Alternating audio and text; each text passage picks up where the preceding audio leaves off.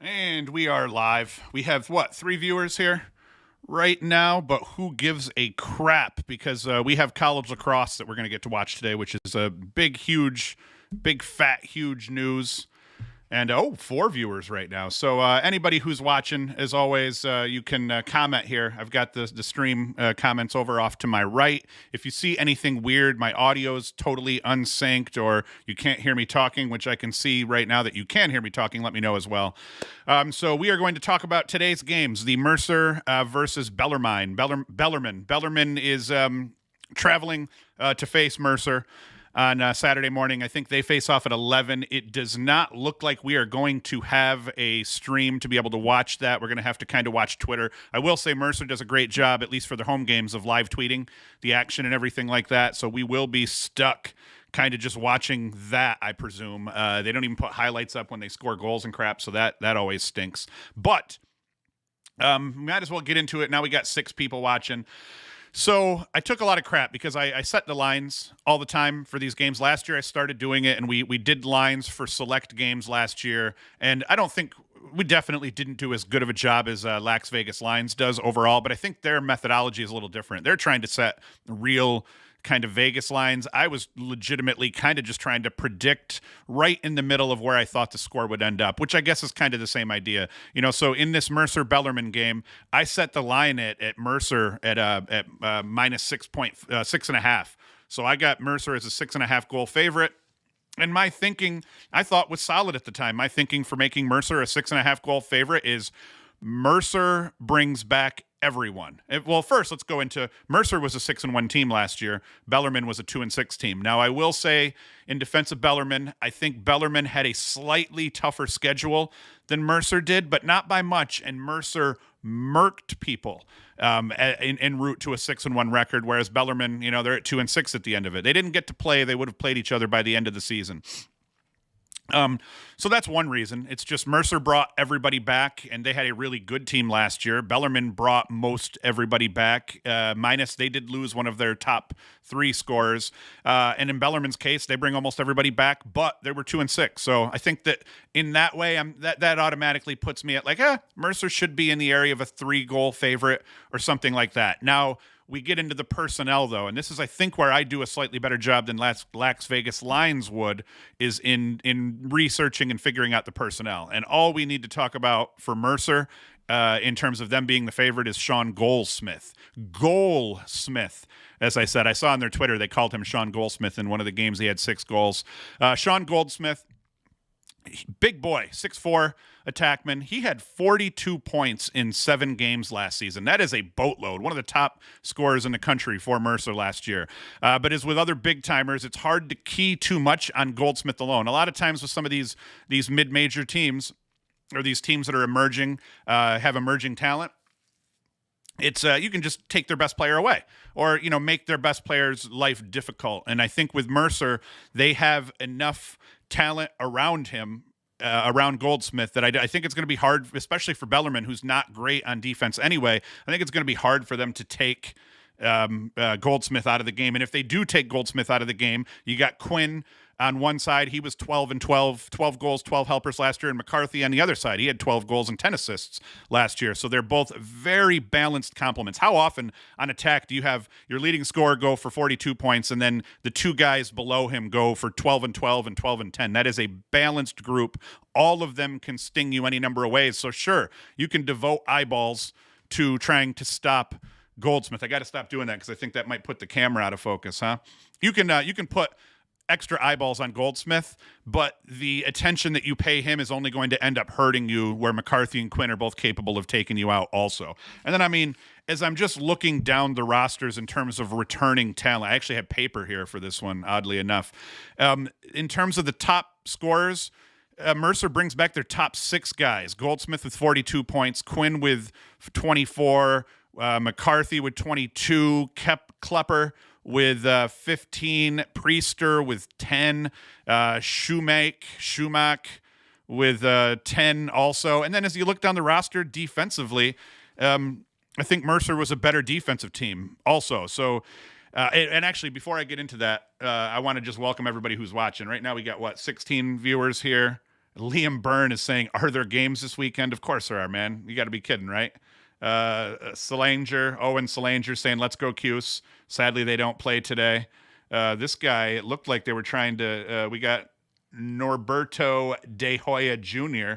They were hiding his comment, thinking it was spam, but I just, we do need games back. That is for damn sure. And can we start a GoFundMe to get Goldsmith some contacts? Yes, that was something I had read too, that Goldsmith wears glasses and he looks like a big nerd. But I will tell you that Goldsmith is probably the baddest ass nerd running around on the field wearing glasses that you're going to see.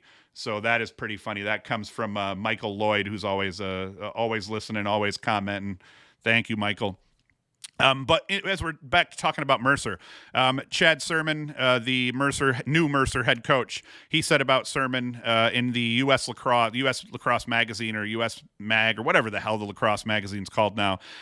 His quote specifically, Sean is one of the most high IQ lacrosse players I've ever been around, hence the nerd glasses. He carries that with a true passion for the game. He's going to try to make the right play whenever it's a ground ball drill or a SoCon matchup. So, yeah, I mean, I watched Goldsmith play a little bit last year, and he was incredible. He is funny looking with those glasses, but the kid's an absolute savage, and he can play ball, so that's for sure.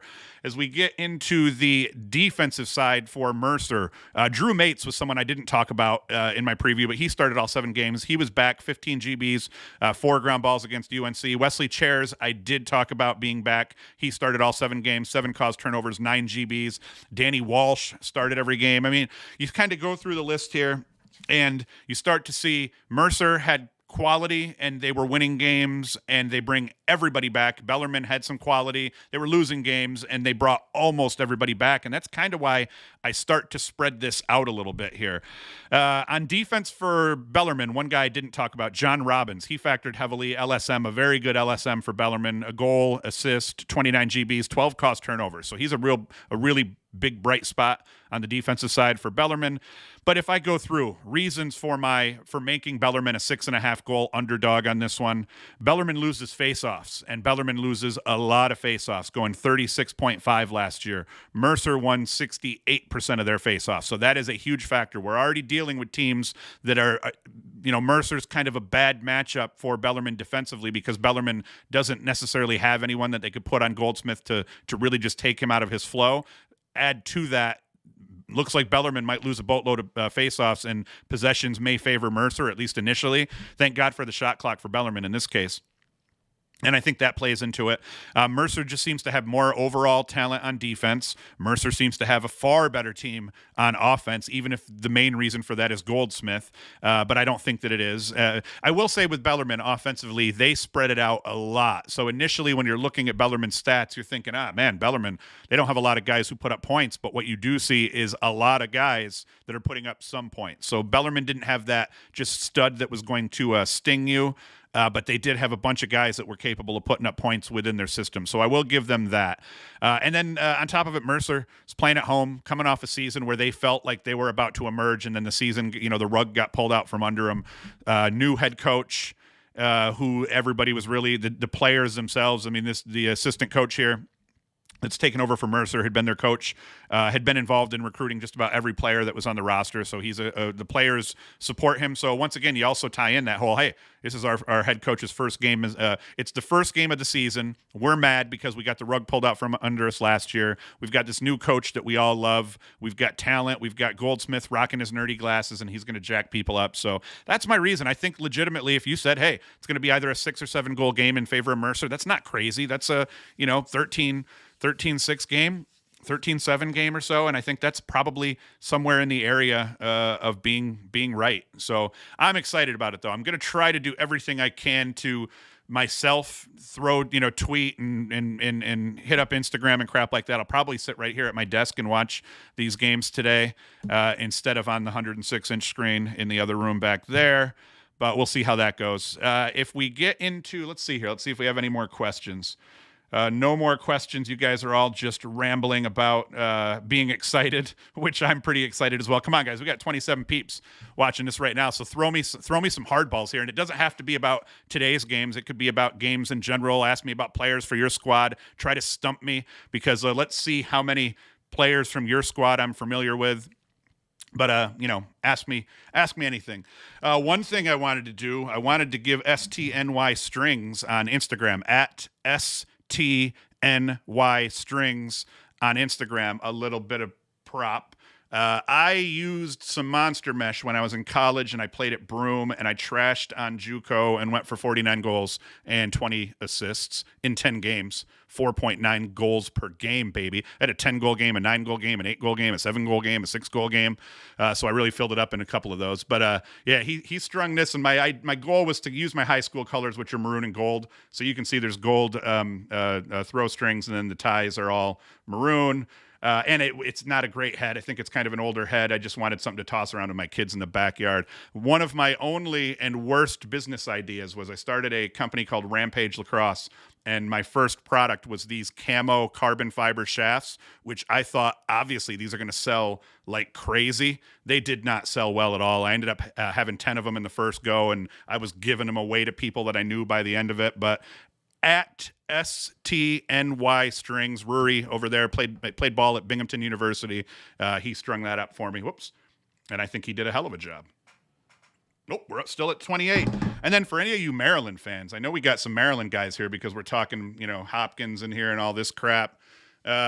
Maryland flag shorts. So if you want to support us, you can go to LaxFactor.com and you can support us that way. We also have podcast-related T-shirts, and then we also just have rando T-shirts and crap like that. So that's it. Let's get back to talking here. Now I'm going to answer some questions. All right, so let's see here. Where can we watch the Denver game?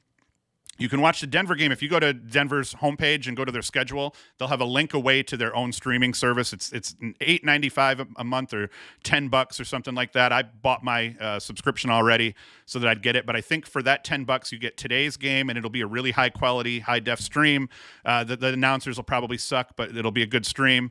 So it's $10, but you get that game. You get, I think, the Providence game. I think that's on the 27th of February. So if you buy it today, you'll get the Providence game at the about a month from now, and I think maybe the Air Force game. There was another game in there, so you'd end up getting 3 games for that $10. And listen, you want to watch Denver. It'll be hard to watch Denver early because they're not going to be on TV all the time. They will be probably against like Duke and UNC, but you want to watch them play some of these other games as well. It's well worth that $10. Hit your parents up, or don't be a pansy adult and buy it if you have it. But yes, the games are on. Yes, whatever, that was a low key TV brag because that's how I roll. So let me see here. Let's get to some other questions. Hopkins over under 7 wins. All right. Well, the Big Ten hasn't officially announced what they can do. So it looks like the Big Ten schedule is going to they're going to play everybody twice, and maybe they get some non-conference games in or not. I've heard some people making it sound like Hopkins might not even play, and I can't imagine that would be the case. And I have no real information on that, except I was listening to the College Cross podcast. I think they call it the Crosscast, which sounds like a bunch of sounds like it's a bunch of nerds, media nerds, like dudes that went to Syracuse media school and all that crap, doing a podcast. But they do a hell of a job because they are super nerds and they go deep in the paint in terms of what they talk about. So I always give them a listen, but they made it sound like there was a world in which Hopkins might not play. So if any of you have heard anything like that, let me know. But moral of the story, back to the question, 7 wins, over, under. I'm going to say under, but if they win 6 games, I'm going to think, let's say they play 10. If they play everybody in the Big Ten twice, does that give them 10 games on the season? If they play 10 games, I'm going to say they win 6, they make the playoffs. If they play more than that, then they could probably get to 7. It's a hard one, man. I can't say over under because I don't know what their schedule looks like yet. So, but I'm going to say if they play 10 games, they're going to win 6 of them, and that gets them in. I think with their strength of schedule, even if they only play Big Ten contests, that may get them into the tournament. High Point or Richmond for the SoCon title? Richmond.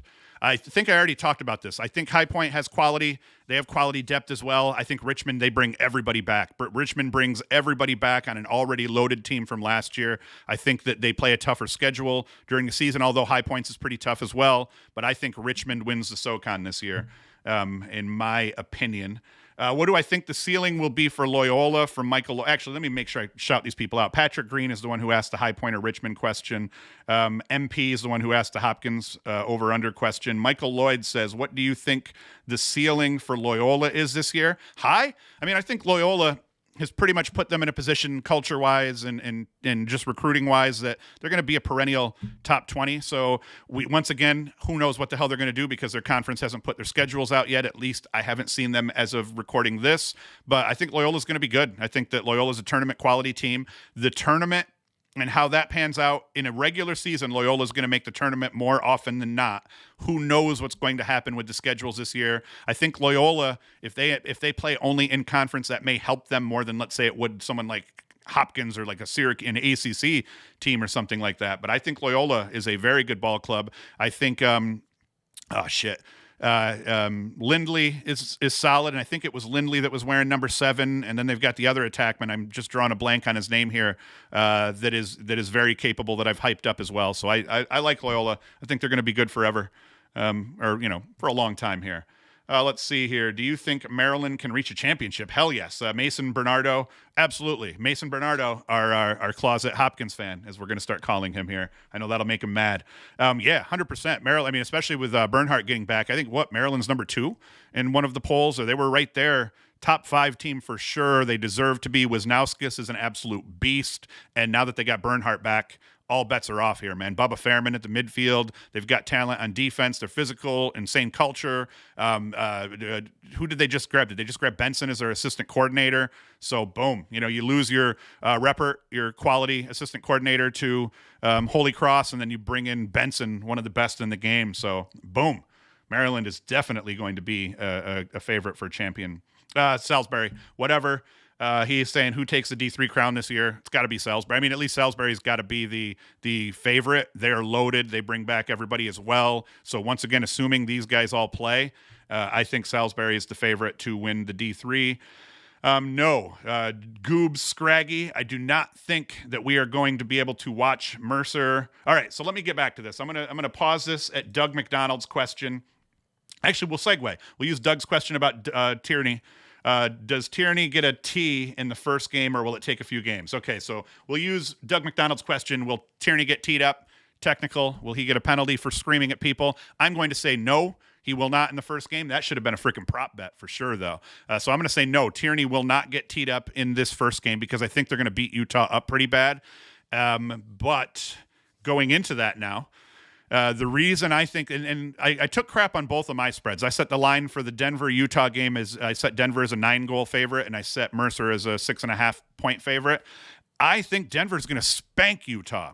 I felt like at one point 9 goals might not be enough, but I had to remember that I'm trying to set this so there's an over-under world. So I figured the spread would probably end up being between 8 and 10 goals in this game. So I set the spread at 9. It was that simple. Just trying to find that middle ground and find a 3-goal region where it could live in between it. And why do I think that? Utah lost everybody. When you go through Utah's roster, and I already did it in the preview, so I'm not going to do it. Well, screw it. Maybe I'll do it again here for you.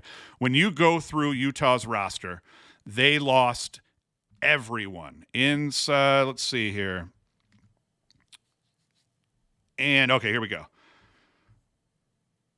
Utah, they lost their leading scorer in Colin Burke. He's gone. Their second leading scorer, Jimmy Perkins. Jimmy Perkins was I think he played at Robert Morris to start, tore it up at Robert Morris, came out to Utah. I think he was kind of hurt. Maybe he was hurt at Robert Morris for a year, came to Utah, had a decent season. Got last season stolen from him, so he's gone. He transferred back to Bobby Moe. Josh Stout, who was everyone's favorite club player, turned D1. Really fast midfielder, great dodging midfielder. He's gone. James Sexton, I think he was an OCC kid. He's gone. Then I was thinking, as I'm looking at their stats, I was like, well, hey, they got this Max Sostin kid back. He was a freshman last year. He's going to probably have a good year and could be a bright spot for him. Nope. He transferred to Penn State. So nobody. They can and who do they have back? A bunch of unknown quantities for the most part. So I feel like Denver's really going to be able to spank these guys because Denver didn't just bring everybody back from their team last year as Utah lost everybody. Denver adds Jackson Morrill, Lucas Kotler, TD Erlin. Even I jumped the gun on that. I was assuming because I didn't listen to the whole post-game podcast because I hate interviews with people. That's why I don't do interviews with people.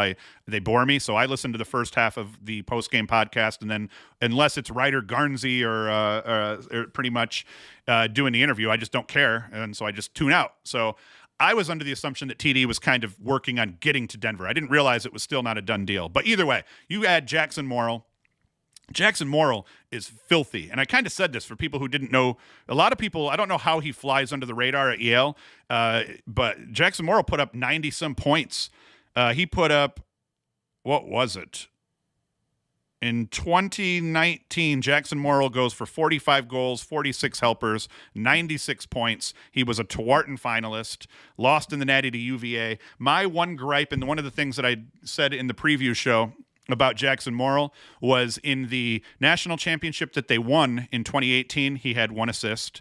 In the and that's after tearing it up in the tournament. I'll just give you the stats here. He won the Natty in 2018. He was 7-2 in a win over UMass in the quarters, 3-3 in a win over Loyola in the next round, 3-5 in a semifinal win over Albany, and then 1 assist in the Natty over Duke. But they won that, and that's a big deal. 2019, he goes during the season, 45 goals, 46 helpers, Towson finalist, pimp. 3 goals and 2 assists in the first round against G-Town, 4-3 in the win over Penn in the second round, which avenged their loss. I talked about that in the last episode. They lost to Penn in the Ivy Finals. Penn gets into the tournament, but then they beat them in the second round of the NCAA tournament. Morrill goes 4-3 in that game. 3-2 in the win over Penn State in the semis. That was huge. And then 1 assist in the finals in the loss against UVA. So he's played in 2 finals, and he's had 2 assists in those 2 games. One of them a win, one of them a loss. So he's going to want to get his money. And listen, I'm not trying to indict Jackson Morrill. Jackson Morrill is an incredible kid, incredible player. So he wants that monkey off his back. My only reason for mentioning it was that he's going to want to kill people come this season, I believe, because if I know this, and I've looked at the stats, and I know that he's played in 2 finals and he's only put up 2 points, for sure he knows that and that he's thinking about it. So that just the fact that and then Lucas Kotler is a hell of a ball player as well. But then Silstrop, Sullivan and Simmons are vets. Silstrop is a sophomore coming back now, but Sullivan and Simmons can play. Kotler, I mean, they are just loaded offensively. One thing with Denver that I was surprised about was last year defensively, Denver started 5 freshmen on the defensive side of the ball last year, which is that's pretty crazy actually. 5 freshmen. So I think that hurt them in the games against UNC and Duke specifically because, like, the UNC, I think they started that game out 5-0, 5-zip. They were losing to UNC. It might have even been 6-zip. Maybe it was 5-1 and then 6-1. But they started out getting spanked, and then they end up losing by 2. And I think Duke was similar. If I recall, I think they were struggling against Duke early and then kind of figured it out. That's the hallmark of a young team. And they weren't just young defensively. Offensively, they had some veterans, but they didn't have the guy. It seemed like offensively last year for Denver, even though Jack Hanna tore it up and went 17-10 over their first 6 games as a midfielder. And I think Walker was on pace to hit 75 points again on the season. I think he had 25 points over 5 games or so.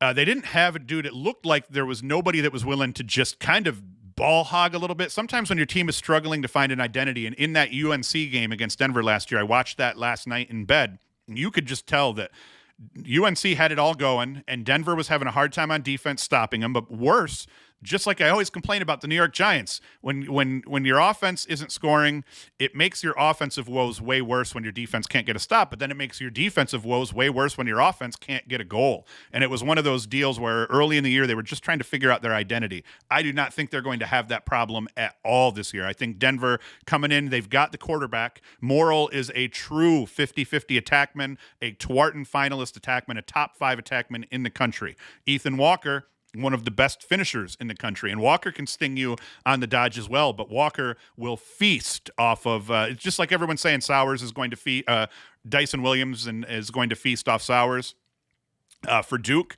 Ethan Walker is going to feast off Jackson Morrill for Denver this year in 2020, I think. And then they got dudes all over the place on top of it. And then one thing, with all the hype about T.D. Erlin coming in, I'm going to blank on the kid's name right now. And it's kind of, I won't blank on his name. I have their roster up, in fact.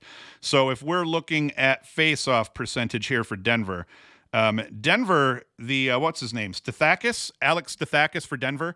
he won 62% of his draws last year. So sure, TD won 76 to start last year out, but man, this Strathakis, I think he was the number one faceoff guy, maybe one of the top recruits in the country. He came in as a freshman and won 62.2% of his faceoffs. The other guy, Brett Booz, he won 64.3% of the faceoffs that he ended up taking. So Denver's going to win faceoffs. Denver's defense now, they're not a bunch of freshmen starting this year. Offensively, they didn't just bring guys back. They totally retooled to a degree by adding Morrill, Kotler.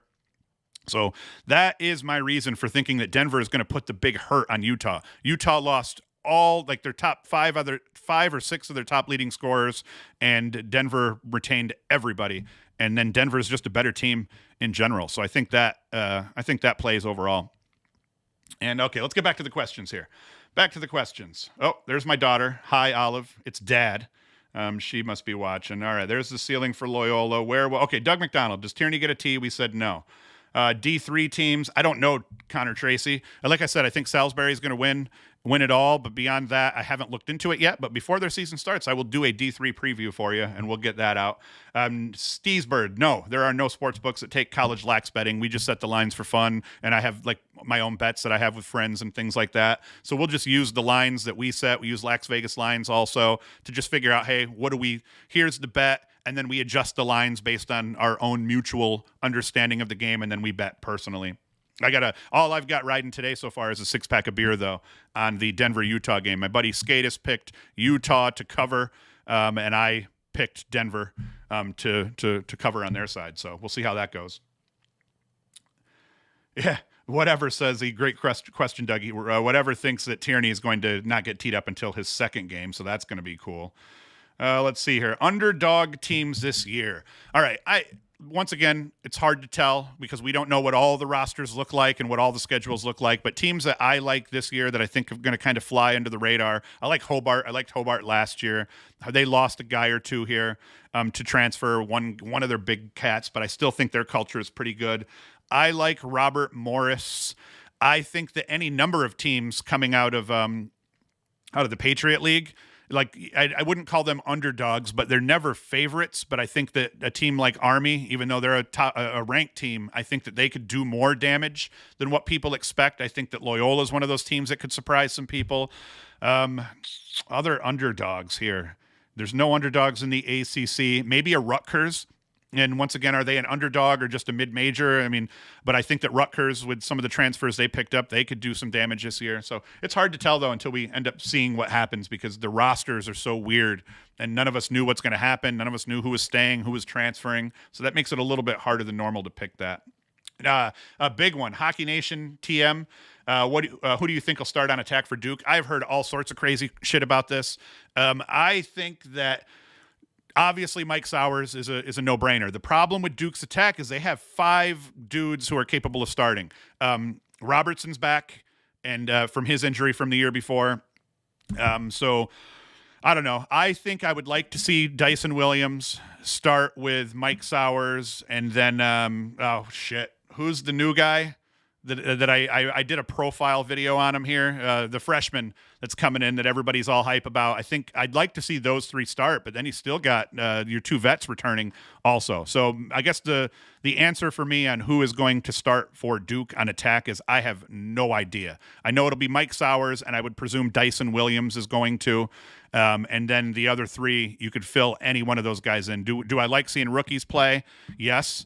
But you got the vets. Brennan O'Neill. Yeah, sorry. Brennan O'Neill. I've heard some people say that Brennan O'Neill might come out of the box, which I think would be crazy. I think, though, if you end up putting Robertson and Manown on midfield, that they're veterans, they're seniors, they may make that transition from attack to midfield better. And here's the problem with Duke is Duke already had Duke's second midfield last year was playing better than their first midfield. Now you end up having Manown and Robertson back. You have 6 midfielders that I think all 6 of those midfielders were back between that first and that second line. So it's like, where do they get these guys time? I think what you'll end up seeing is probably a senior start. I think you'll see Williams, Sowers, and either Robertson or Manown start on attack. And then I think you're going to see a rotation for that third spot where you might get O'Neill in there a little bit with some of the other guys coming out of the box. But man, it's brutal for the Duke attackman. Who knows what's going to happen there? And luckily, Danowski, though, is a player coach, so I think if anyone can keep these guys happy as dudes are losing playing time to other guys, I think it's they can handle that. I missed what you said about the Mercer game. Is it live? No, Mercer game will not be on TV. It does start at 11 though, so it's getting started soon. And yes, I am live right now, so you can't rewind it. And I said Mercer is a 6.5 goal favorite, and I justified that. John Ricci, Steesbird. Okay, there's someone else is saying that Michigan. Oh, Goob Scraggy, Michigan over under 3. Over under 3. I'm taking 3. I mean, I can't go over or under. I can't pick 2. They're going to win more than 2 games, I think, even if they play in conference. I think that they're going to be right around that 3 or 4 win mark, especially if they play all Big Ten teams. They're going to get a couple of wins. So I think 3 is the number. So I can't pick an over and under on that. Denver, Utah, there will be thoughts on Ohio State. I talked about Ohio State. I like Ohio State, and I wasn't too hype about them coming into this season until I did I think I did either a Big Ten team preview or maybe I previewed Ohio State, and they bring Myers and LeClaire. They bring all of them back. Defensively, they bring everyone back. So I think Ohio State most likely finishes 3rd or 4th in the Big Ten. I think they have a really good team. Tarafanko is a freaking beast. I think he'll be an All-American. I'm actually going to do my preseason All-Americans here shortly. Tarafanko, spoiler alert, I have Tarafanko on there as one of my specialists. So yeah, I'm hype on Ohio State. I think they're a top 15 team, top 20 team for sure, top 15. But once again, it doesn't matter how good they are. They're going to have to figure out a way to pick up wins in conference, especially if the Big only plays in conference games. How much will from Michael Lloyd again? How much will freshman talent suffer in 2021 because of this whole weird thing?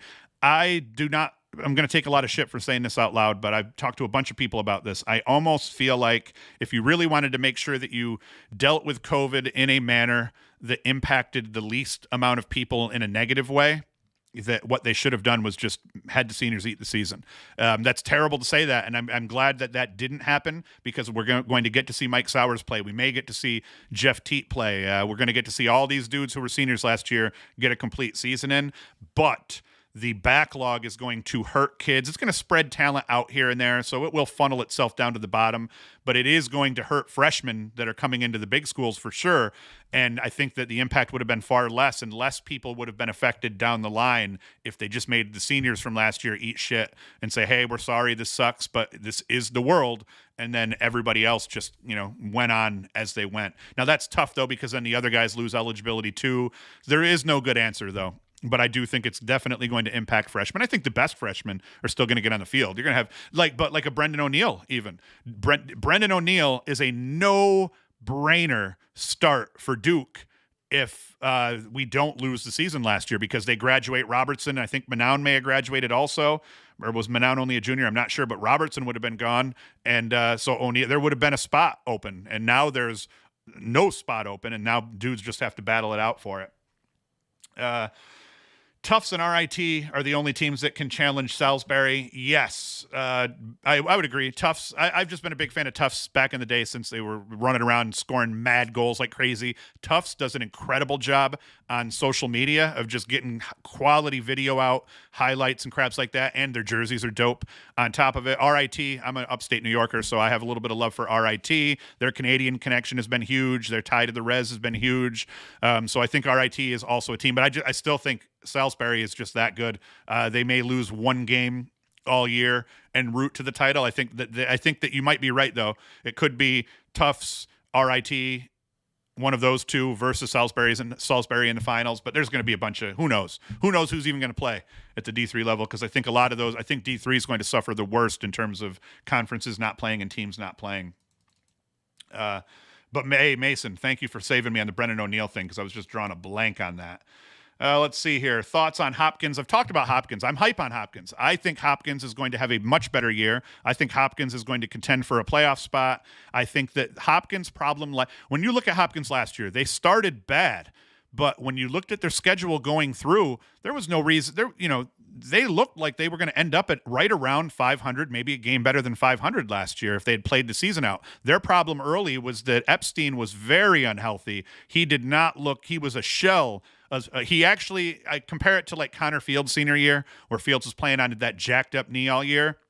Epstein looked that hampered early last year, and I felt like Hopkins, if they just kept playing, Fields got healthier. I think that once they turned that middle of the season, I think they had Navy after Syracuse. So assuming they would have lost to Syracuse, but maybe could have beat Navy after that, they were on the path to maybe being 500 with the rest of their record if they could have gotten a couple of wins in conference. So I'm hype on Hopkins because sometimes teams overachieve after they get a new head coach, which I think might be the case here this year. They bring almost everybody back. They got Joey Epstein. They bring the long pole Fernandez from Cuse when their defense has struggled, so he's a good addition at LSM for them as well. So I'm hype on Hopkins. I think that they'll be good. Let's see. What do we got next? Top 4 at the end of the season from Chuck W. My top 4 at the end of the season are going to be, and this is just an easy one for me to spit out here, it's going to be Duke. It's going to be, and then any of these 3 in no official order behind them. Duke, Denver, Maryland, Syracuse. That's my top 4. And then the guys right behind them are obviously going to be, I think, Notre Dame. Notre Dame, to answer one of the questions earlier, Notre Dame is going to be really good. Everybody in the ACC is going to be really good, but a team some might be sleeping on is Notre Dame, and Notre Dame cleaned up in the transfer portal. They snagged 2 Penn transfers. I think they got a Pole from Penn. They got a face-off guy in Gallagher from Penn. So, I mean, Notre Dame goes from winning 50% of their faceoffs to winning 65 to 70% of their faceoffs overnight with that Gallagher addition. That is a huge win because Notre Dame was already bringing back talent. They were already going to be a good defensive team. Now they're going to win more possessions than they lose, and that's going to make Notre Dame really tough. But I forgot what I was answering. Oh, so I think all those teams, I think you're going to have the Big Ten teams out on the outside looking in. Hopkins, I think, could even be there right around the top 10. But I think it's going to be Duke, Denver, Syracuse, Maryland, not in that order necessarily, and then Virginia and UNC and Notre Dame and Hopkins could be there. Ohio State could be there. Who knows? And I'm not even mentioning Ivy League teams because I'm pissed off at the Ivy League right now. Thoughts on Towson? I did talk about this as well. My thoughts on Towson. Towson, I think last year was maybe the best 0-6 team in the history of college lacrosse. And I even went through their schedule. They could have ended up 0-8, 0-9 before they got themselves a win. And I still don't think they were that bad of a team. When you really look at it, the teams they played were all just a touch better than them, and they just couldn't get a ball to bounce their way and get a win. And that's what led them to be 0-6. Now, I don't think they're going to light the world on fire at all this year here. Will York. Yes, Will York from, where's Will York from? Bucknell? I think Will York was from. He's a pimp also, and he's really going to help Notre Dame right off the bat. Aiden's Adventure Archive. I agree. Will York is huge. Pop in there, Aiden, if you see, or if you're still paying attention. Was he the Bucknell transfer? I believe he was. And I watched it once again, northern guy up here. I watched a little bit of Bucknell.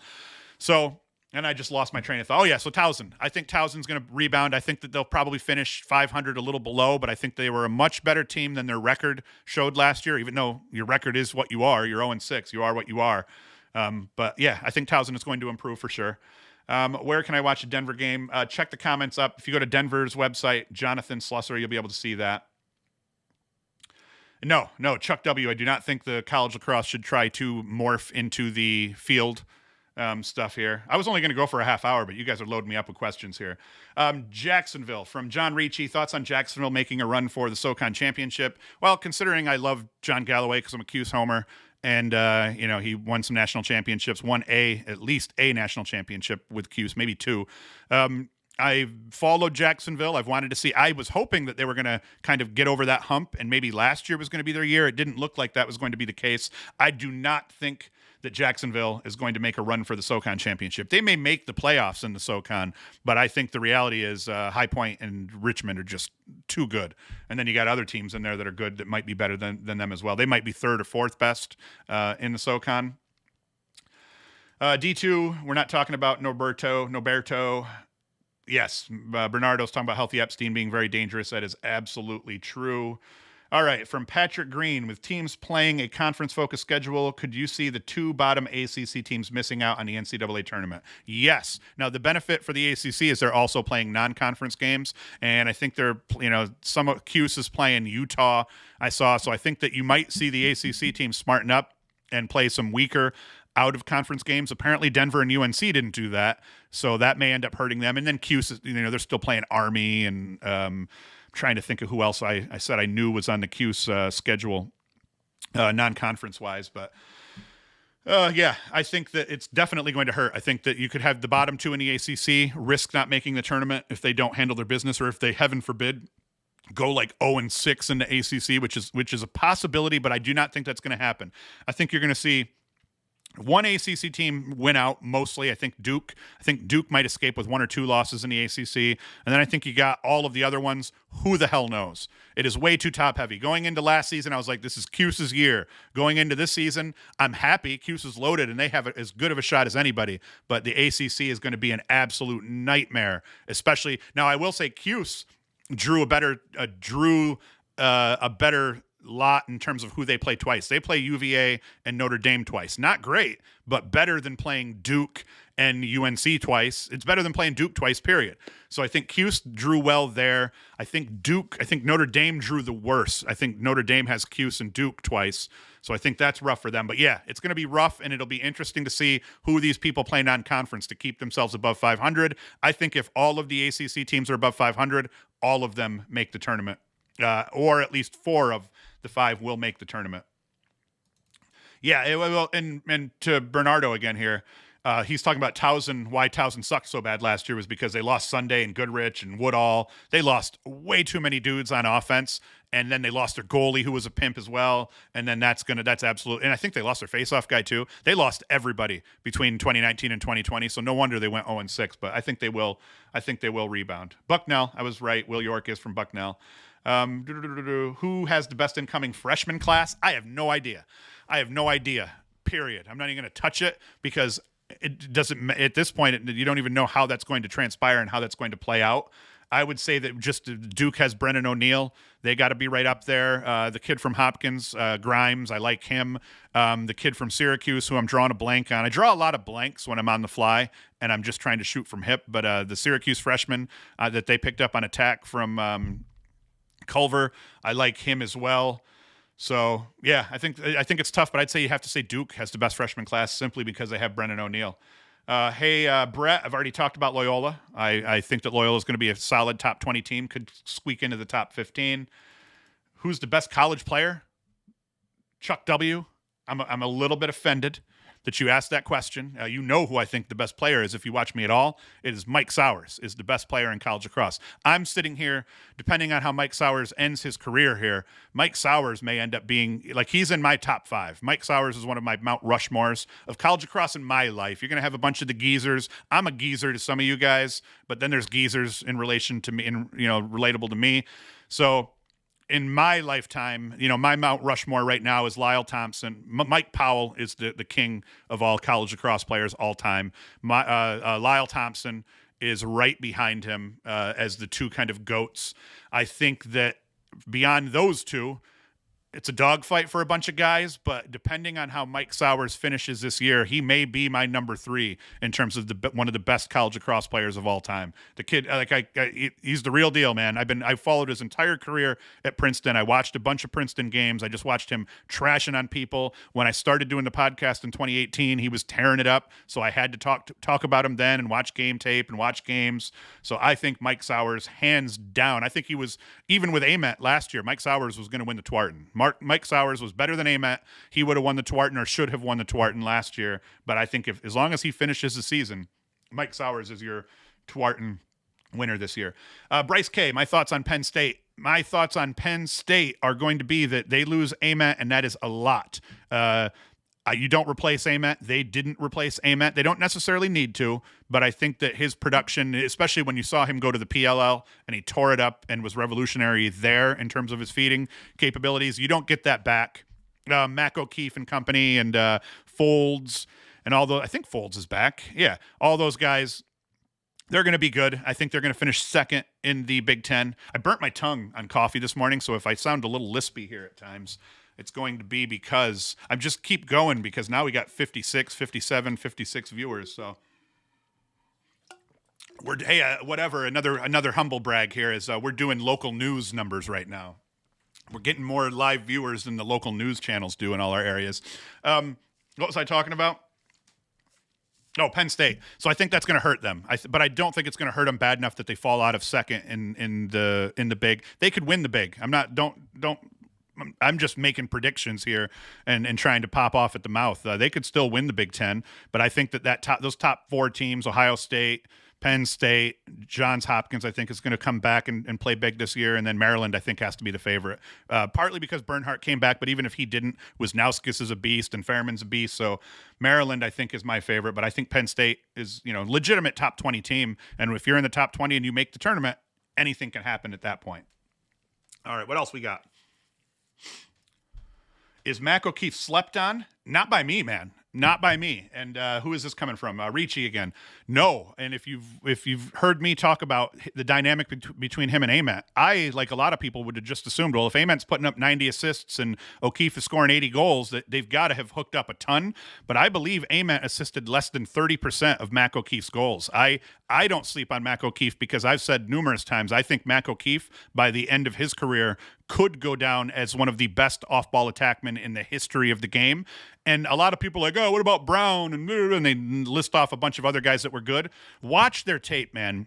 And I'm from the era. I watched Brown play when he was running around in the field too. And O'Keefe, if you watch what he does off ball, he never stops moving, but it is insanely efficient movement in terms of just understanding how to find seams, how to find passing lanes, and just be where he needs to be. He's incredible. And then you mix with that his ability, slowly but surely, he's improved a little bit as a Dodger. So I'm not sleeping on O'Keefe at all. I think O'Keefe his production is going to take a hit. I don't see him putting up 80 or 90 goals this year without Ament because now teams aren't going to have to key as much on Ament. When you're pulling your attention to one guy, an off-ball guy is typically going to feast. Now, and when you're pulling your attention to this one guy, Myers, or I think there was a Myers and a Folds, they're going to do well and feast because now they're dodging without as much help, and that opens up O'Keefe as well. I still think O'Keefe's going to put up 60-plus goals, could put up 70 still, even without Ament, and obviously Penn State's going to be stupid solid. Owen Hiltz, that's the kid from Cuse that I like. I think he's a Culver Military Academy kid, but Hiltz might be the real deal too. I did a profile on Hiltz, and I was under the assumption that he was going to be Ethan Walker mold, and he kind of is an Ethan Walker mold. Even how he carries his stick, very Ethan Walker-like. I think Hiltz may be a better Dodger than Walker. And I need to eat a little shit too, because I've been saying about Walker for a while now. I've been saying that, Walker is a great off-ball, not a great Dodger, and I think I'm wrong. When I watched that North Carolina game, I saw Walker carry the ball way more effectively than I thought that he did, or than I remembered that he did. So Ethan Walker, I'm sorry. Ethan fucking Walker, I'm sorry that I've questioned your dodging capabilities, but I like Hiltz, and I think Hiltz looks a lot like Walker in terms of finishing, but, the way he carries his stick, all of that stuff. I'm a big fan of Hiltz here. Michael Lloyd. Me? I don't hate Pat Spencer. I love Pat Spencer. I just don't think that Pat Spencer, he's probably sitting at fifth, sixth, seventh in my all-time. Pat Spencer, legitimately, like Sowers, he tore it up from the time he was a freshman. I remember reading an article where they were interviewing a UVA coach who ended up becoming his assistant coach at Loyola. And he had said that it was very apparent that day. They didn't know who Pat Spencer was necessarily when they took the field that day. And it was very apparent that he was the best player on the field as a freshman, UVA versus Loyola. And then he went on, I think Pat Spencer was 60-plus points every year his entire career. And then he put up 100, almost 100 or so his senior year. So no, I do not front on Pat Spencer. I just think that Mike Sowers is better than Pat Spencer. I think Mike Sowers should have won the Tuarton the year that Pat Spencer won the Tuarton, and would have if he didn't play on a total trash Princeton team versus Spencer playing on for Loyola. It's not that I dislike Spencer or Ament or any of those guys. I just think that Mike Sowers is just a level above all of them. Jack Hanna. Matt Ragnow asks, who's the better midfielder? Who would I take today? Jack Hanna or Tucker Dordevic? Today, I would take Jack Hanna. I'm telling you, I may take Jack Hanna over every midfielder in the country. Handley at Penn, I think I'd take him. Or is Handley not a midfielder? Man, now I'm going to forget that too. I thought Handley was wait, hold on. I can tell you because I have my list here. Oh, my computer went to sleep. I've been shooting off hip for so long. Let's see here. Yeah, Handley is a midfielder. So, I mean, I might take Handley, but yeah, Hanna is a beast, man. Sam Handley went 35 and 26 in 2019, and he went for 3-2 in his only game in 2020 before he got hurt and lost the rest of the season. Ruptured spleen, man. That's brutal. Ruptured spleen is. But yeah, I think I would take Jack Hanna over almost every midfielder in the country at this point. I think he's got 2 years left at Denver to play still. So I'm really excited about Jungle Jack Hanna. Everybody needs to start hashtagging that kid. Whenever you talk about Jack Hanna, it is no longer Jack Hanna. It is 100% Jungle Jack Hanna for sure. Let's see here. Best freshman this year. I like Grimes, but I think O'Neal. I mean, we don't know. It could be Hiltz. You never know when you get there because depending at like Duke, maybe O'Neal doesn't play as much as a Hiltz does or a Grimes does. I think Grimes is going to get some burn at Hopkins. So I don't know who's going to have the best freshman year. It seems it's pretty solid thing across the board. That O'Neal from every expert, they think he is the best, freshman possibly ever. Some of them say he may be the best college player to ever come out of the game by the time he's done, but we don't know until he plays. That was from MP. Kid Trunks, what do you think the ceiling is for Air Force this year, especially with their brutal schedule? That's going to be Air Force's problem. We talked about how is COVID and the conference play going to end up affecting teams. Well, Air Force did not do themselves any favor by scheduling they didn't do themselves any favor at all with their schedule. Air Force Lacrosse schedule 2021, because their non-conference games are enough to make a head coach cry before he goes to sleep at night. It is absolutely crazy. Let me just bring their actual schedule up so we can read through it and I can sound smart. Oh man, their navigation sucks. Keeps popping into my screen. All right, here we go. They open a season against Notre Dame on February 6th. Then they play Denver. Then they play Utah. They're going to win that game. Then they play Duke. Then they play Virginia. Then they play Bobby Moe, who's pretty tough. Then they play North Carolina. Then they got Bellarmine and Mercer. Mercer's going to be a solid team. Jacksonville, VMI. And they finish with High Point and Richmond. But you look at the games here, just crazy teams. They play Notre Dame, Denver, Duke, and Virginia, and they play all of those teams on the road at those places. Then they play Robert Morris at home. Then they play at North Carolina, Mercer at home. Mercer's a tough team, though, but then they finish with High Point and Richmond at Richmond. So Air Force, I think, is not going to make – the Air Force has a nice squad, not going to make the tournament because there's no way they make it out of that schedule. Like, they're going to end up right around 500, and that's just a tough one. That is a tough one.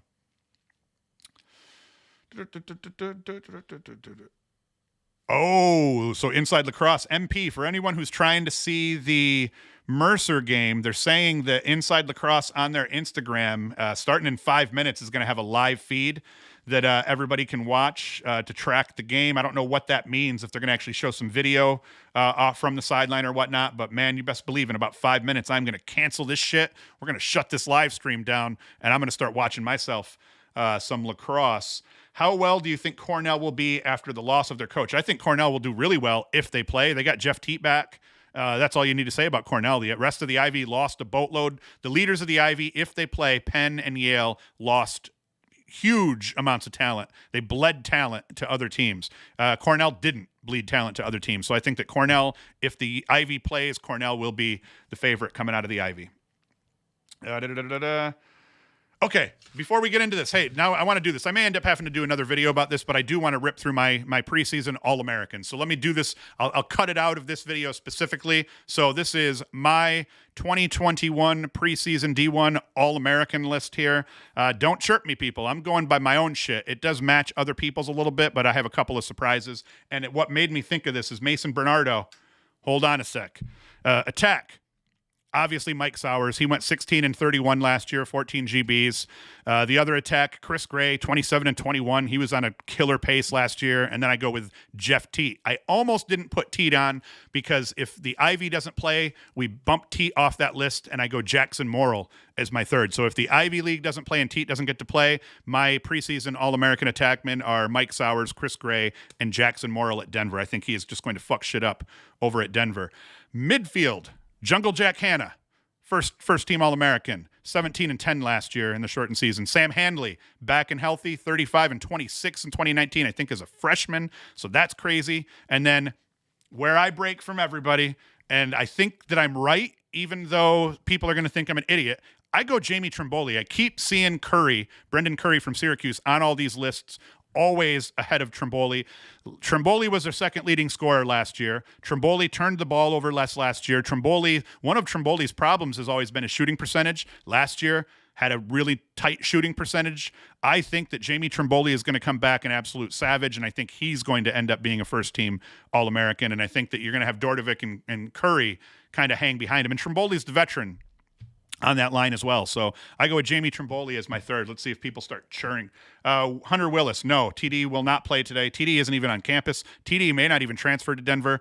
If the Ivy doesn't play, TD is going to try to transfer to Denver, and he will not be able to play for them. If all goes well, he won't be able to play for them until after their 8th game, it looks like. So Denver's going to play the bulk of their games without Erlin, and they're just hoping. And like I said, Denver's current faceoff guy won, 64% or 66% or 68% last year. So Denver's already in a good place with their faceoff guys.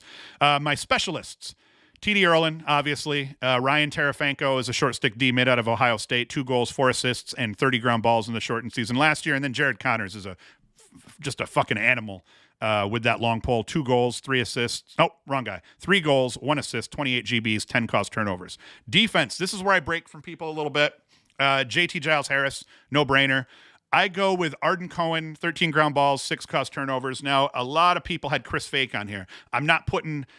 I guess I shouldn't have put Teat on if I said I wasn't putting Ivy League teams on there, but I'm assuming the Ivy League's not playing. So Chris Fake, I was between Chris Fake and Kobe Smith for my third slot. I went with Kobe Smith simply because Chris Fake probably isn't going to have a season. And so I go with JT Giles Harris, Arden Cohen from Notre Dame, and Kobe Smith for my defender. And then my goalie, don't yell at me because I'm a homer, but it's definitely going to be Drake Porter. 57% save percentage, playing in the ACC. Dude's just going to have chances to big time it all year, and I think that he's going to rock that hair and big time it all year for us here. All right, we got this game about to start here, so I'm going to close this down. We're going to take one more question. Where does a healthy Joey Epstein fall on your All-American list? Joey Epstein, healthy, a second-team All-American. I think he's one of the top 6 attackmen in the country, so I would put him as a second-team All-American. And I don't know how I would fill that list out. I'm going to not do this one off hip because I just don't want to butcher it and forget guys, but Epstein is right on the edge. The problem with Epstein is just that he'd be a first-team All-American this year if we didn't have all the guys returning, Chris Gray, Jeff Teat, Mike Sowers coming back. I think Gray had another year, but if Sowers and Teat were gone, Epstein slides right into that first-team All-American slot. But I think Epstein is one of the best players in the country. He tore it up as a freshman. He hobbled around the field and still looked good as a sophomore last year for Hopkins, and I think that Epstein is going to be an insanely solid player. So, all right, guys, it's crazy, man. That's the most concurrent viewers we've ever had on a live stream. Right now, we're sitting at 65 concurrent viewers, 415 views overall. Average person has watched for 5.5 minutes, which come on, guys, get a better attention span than that. Although I think I probably started boring people as I was answering questions. But, all right, we're going to do this every Saturday, yo. Every Saturday, 10 a.m. I'll try to do at least a half hour, depending on when games start, but we all want to get to Instagram. Apparently, if you head to Inside Lacrosse's Instagram right now, apparently they're going to do as much as they can to try to get us some visuals on Mercer's already up 1-0. is what somebody's saying in the comments here. So apparently, let's ditch this. I'm going to cancel this here. We're going to bolt, and I'm going to head to Instagram with all you. And you can follow us on Twitter, twitter.com/LaxFactor. You can follow us on Instagram, instagram.com/LaxFactor podcast. On YouTube, youtube.com/LaxFactor. We're here already. And Facebook, facebook.com/LaxFactor. I'll be checking all them shits here, and we'll go back and forth all day. Oh, Mercer scored on the opening faceoff. So that's pretty dope. So 1-0 Mercer already. They scored on the opening faceoff. And with that, I am going to end this stream, and Hoost is out.